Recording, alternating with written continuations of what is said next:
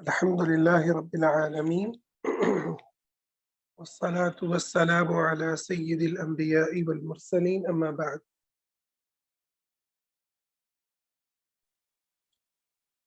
آج ہمارا باب ہے باب نمبر 7، باب غسل الوجه بالیدین من غرفة واحدہ، چہرے کو دھونا دونوں ہاتھوں سے چلو بھر کے۔ اس حدیث کے راوی حضرت عبداللہ بن عباس رضی اللہ تعالی عنہ ہیں۔ وہ اپنے شاگرد کو تعلیم دیتے ہیں نبی صلی اللہ علیہ وسلم کیسے وضو فرماتے تھے، اور اس کی صفت کو بیان کرتے ہیں۔ ان کے شاگرد وہ کہتے ہیں کہ انہ توضأ فغسل وجہہ، کہ ابن عباس رضی اللہ عنہ نے وضو کیا اور اپنے چہرے کو دھویا۔ یہ پہلے ایک اجمالی بات کر دی، ایک جرنل بات کر دی۔ اب کیسے دھویا اس کی تفصیل کو وہ بیان کر رہے ہیں۔ کہتے ہیں اخذ غرفۃ من ماء فمضمض بها، انہوں نے ایک چلو لیا، یعنی ایک ہاتھ میں، اور وہ دایاں ہاتھ ہے، تو انہوں نے اپنے ایک ہاتھ میں پانی لیا اور اس سے انہوں نے کلی کی، واستنشق، اور ناک میں پانی چڑھایا، ناک میں پانی ڈالا۔ ثم اخذ غرفۃ من ماء، پھر انہوں نے ایک جو ہے وہ چلو بھرا پانی کا، فجعل بها هكذا اضافها الى يده الاخرى، پھر اس ہاتھ کو جس میں پانی تھا دوسرے ہاتھ کے ساتھ ملا لیا۔ فغسل بها وجهه، پھر ان دونوں ہاتھوں کے ذریعے انہوں نے اپنے چہرے کو دھویا، اس پانی کے ذریعے اپنے چہرے کو دھویا۔ ثم اخذ غرفۃ من ماء، پھر انہوں نے دوبارہ ایک چلو پانی بھرا، فغسل بها يده اليمنى، اس سے دائیں ہاتھ کو دھویا۔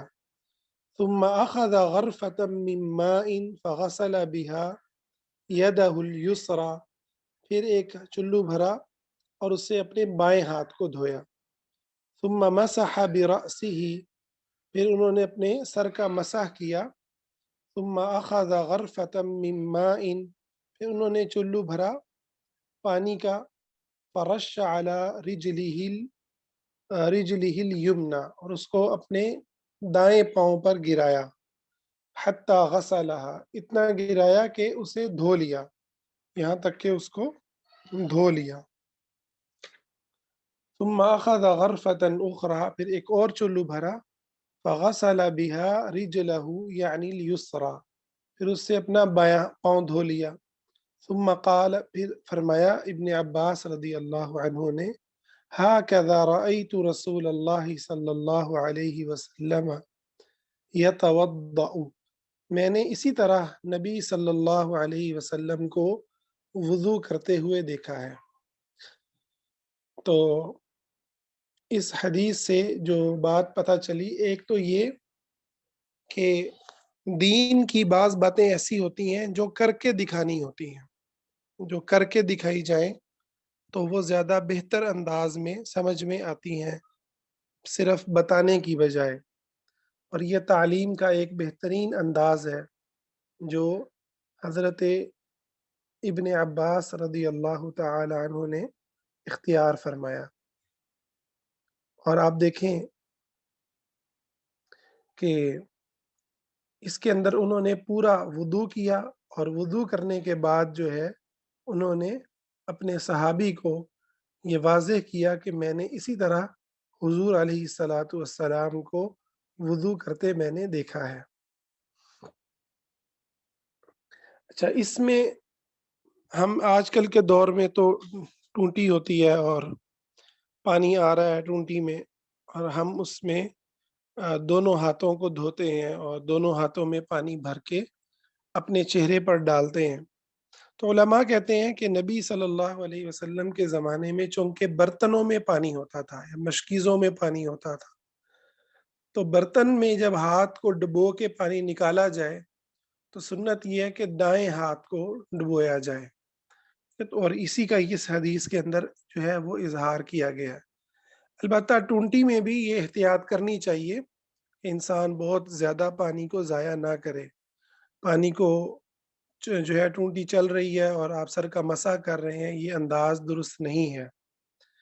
ایک اور صحابی سے روایت ہے، ان کے بارے میں فرماتے ہیں کہ وہ اس طرح سے وضو کرتے تھے کہ جب وہ وضو کر کے کھڑے ہوتے تو چند قطرے جو ہے وہ نیچے گرے ہوئے معلوم ہوتے، چند قطرے جو ہے وہ نظر آتے۔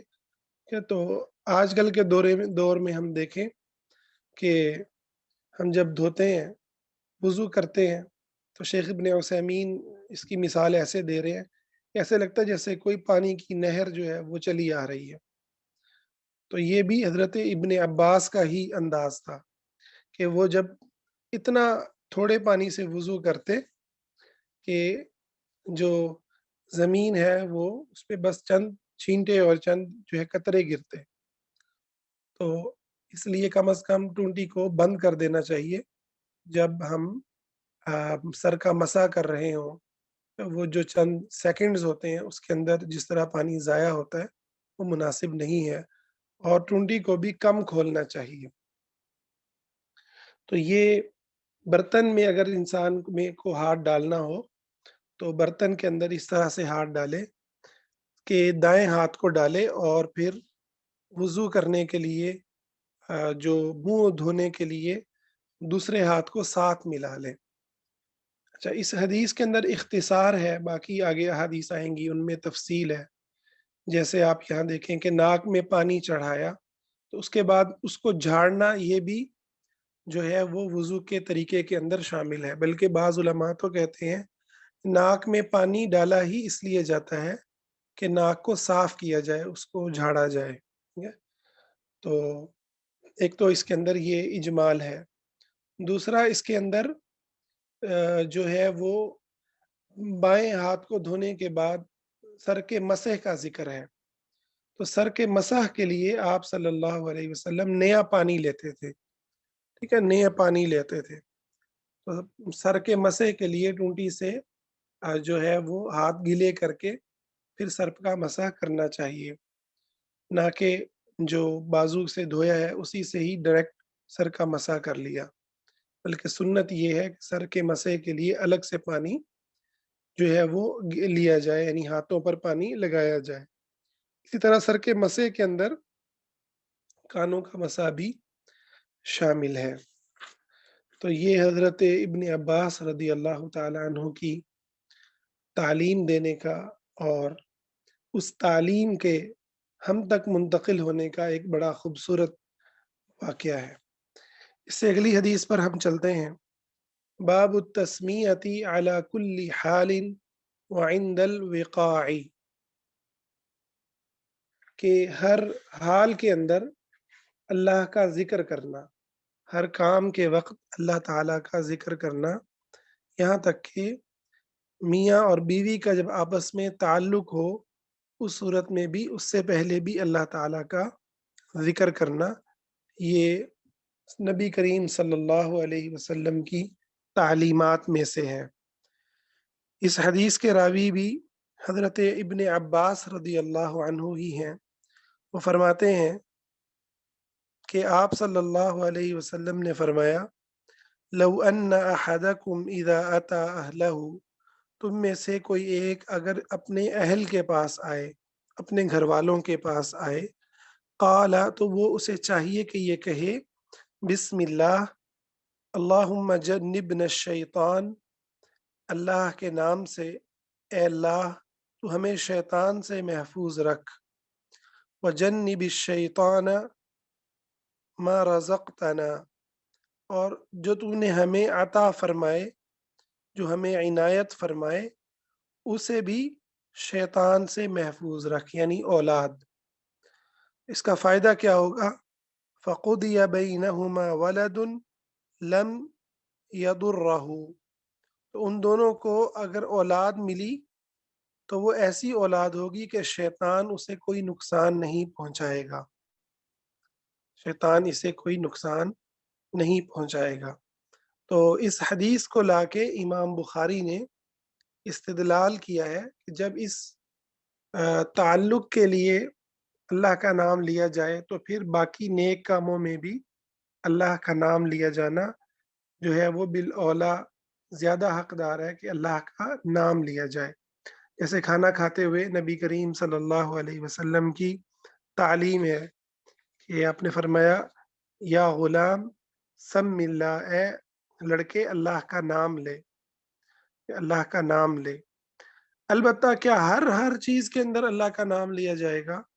تو یہ درست نہیں ہے۔ بسا اوقات انسان سے کوئی گناہ کا عمل ہو رہا ہوتا ہے تو ہاں اللہ کا نام لینا الٹا اللہ کے نام کی اہانت ہے، اور بعض علماء نے تو اسے کفر میں گنا ہے کہ کوئی اللہ کا نام لے کر کسی حرام کام کو شروع کرے، وہ انسان کفر کے اندر داخل ہو جاتا ہے کیونکہ وہ اللہ کے نام کا مذاق اڑا رہا ہے۔ تو اللہ کا نام نیک اور اچھے کاموں میں لینا یہ سنت ہے، اور جو برے کام ہیں ان کے کرنے کے بعد اللہ سے استغفار کرنا، اللہ سے توبہ کرنا، یہ سنت ہے کہ انسان ان سے اللہ سے توبہ کرے۔ اچھا، اس کے اندر جو میاں بیوی کے تعلق کے سے پہلے یہ جو دعا کا ذکر ہے، تو اس سے مراد یہ ہے کہ انسان جب یہ ارادہ کرے، کہ انسان جب یہ ارادہ کرے تو اس صورت کے اندر یہ اس وقت میں یہ دعا پڑھے، اس وقت میں یہ دعا پڑھے۔ تو اس سے یہ بھی پتہ چلتا ہے کہ شیطان انسان کی زندگی کے اندر ایک اہم رول پلے کرتا ہے۔ شیطان انسانی زندگی کے اندر نقصان پہنچانے کے اعتبار سے، وسوسہ ڈالنے کے اعتبار سے ایک کردار کو ادا کرتا ہے۔ اب وہ کردار کیا محض جو ہے وسوسے کی حد تک ہے، یا اس سے آگے بڑھ کر بھی کوئی اور نقصان بھی ہو سکتا ہے؟ تو علماء کہتے ہیں کہ شیطان کا نقصان حصی بھی ہو سکتا ہے اور معنوی بھی ہو سکتا ہے، یعنی وسوسے کی حد تک بھی ہو سکتا ہے، اور اس سے بڑھ کر بھی شیطان بسا اوقات نقصان کر سکتا ہے۔ اور یہ جو دعائیں ہیں، یہ جو اللہ کا نام لینا ہے، یہ انسان کو شیطان کے ان دونوں طرح کے نقصانات سے انسان کو محفوظ رکھتا ہے۔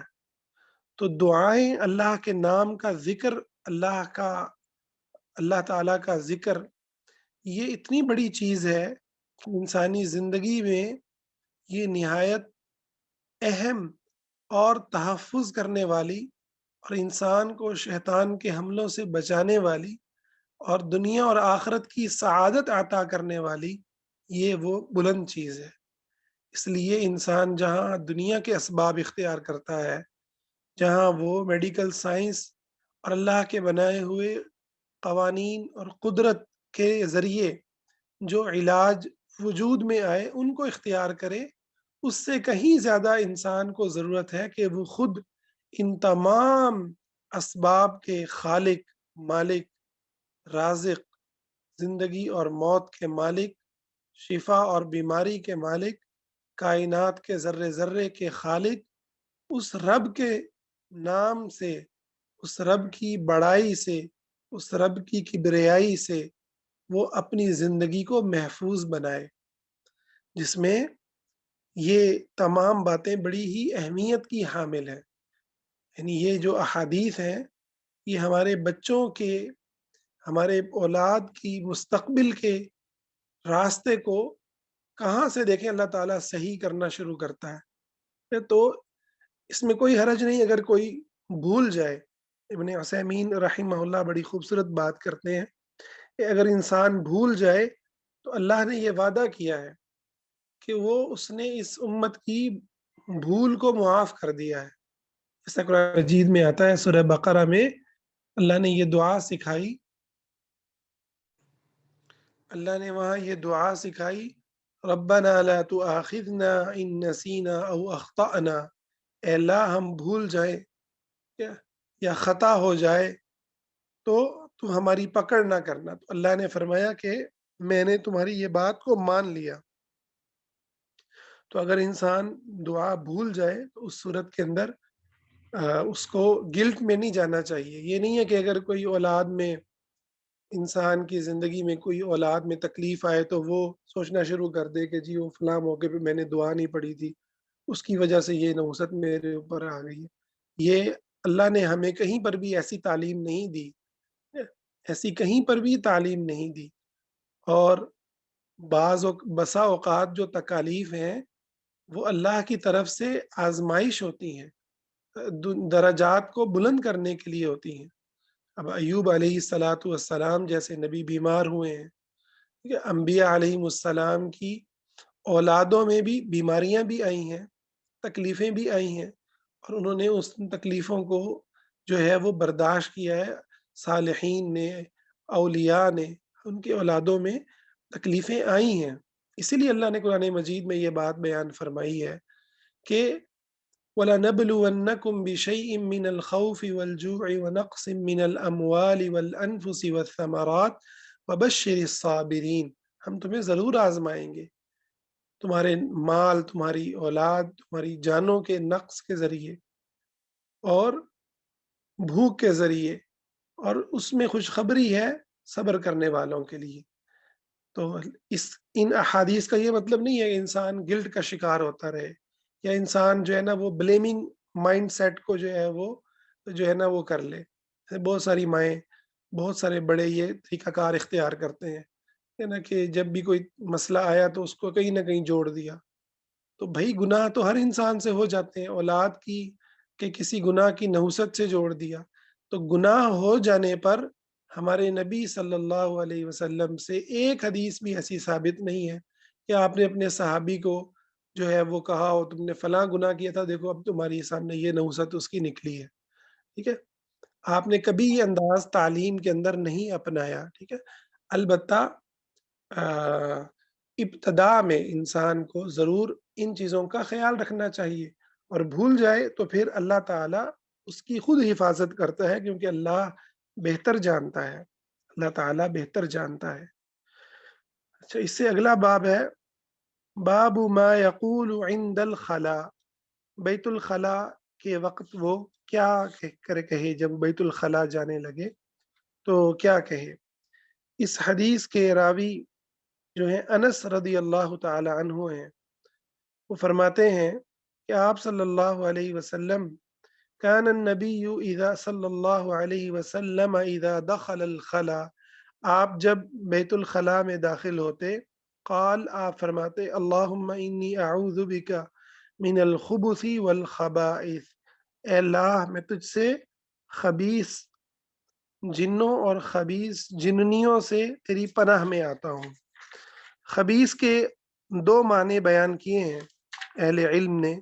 ایک معنی جو ہے ہر شر ہے، خبیث سے ہر شر یعنی تکلیف دینے والی ہر چیز، اور خبائث سے مراد ہے کہ وہ نفوس جیسے شیاطین ہیں، وہ چیزیں کہ جو شریر ہیں، جو تکلیف دینے والی ہیں. اور دوسرا معنی اس کے اندر جو بیان کیا ہے خبث سے مراد وہ مرد شیاطین ہیں، جو مذکر شیاطین ہیں، شیاطین کے جو مرد ہیں وہ ہیں، اور خبائث سے مراد شیاطین کی جو عورتیں ہیں وہ ہیں. تو یہ دونوں باتیں اس کے اندر جو ہے وہ اس کے اندر داخل ہوتی ہیں.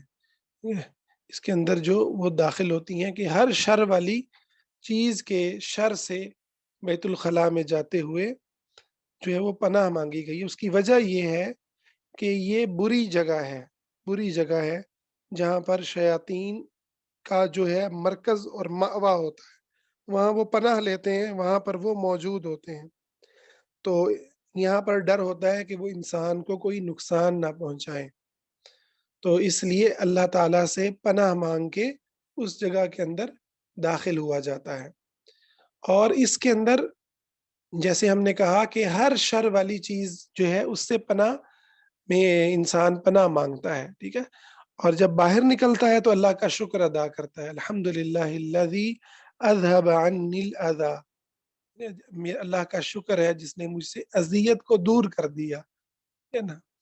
تو انسان نے جو کھایا اور وہ اس میں جو چیز جو ہے اذیت تھی، جو ناپاکی تھی، جو انسانی جسم سے جس کا نکلنا ضروری تھا، اس پر اللہ کا شکر ادا کرتا ہے۔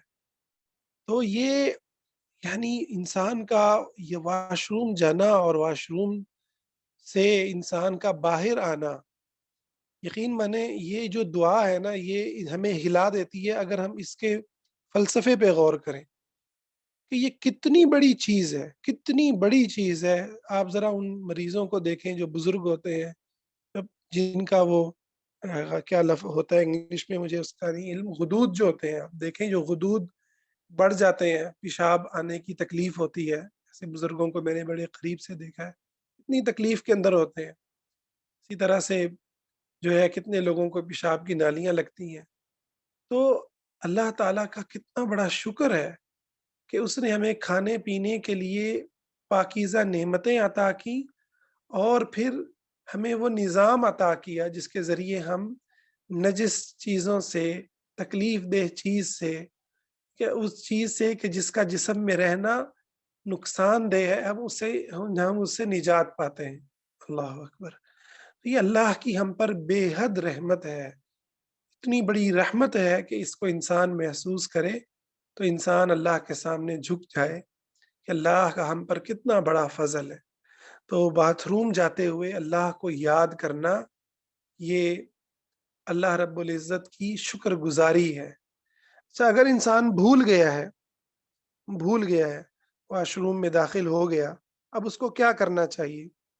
تو بعض علماء کہتے ہیں کہ وہ باہر آئے اور باہر آ کے دوبارہ کہہ لے، اگر تو وہ داخل ہی ہوا ہے، اس کو فوراً داخل ہوتے ہی یاد آ گیا۔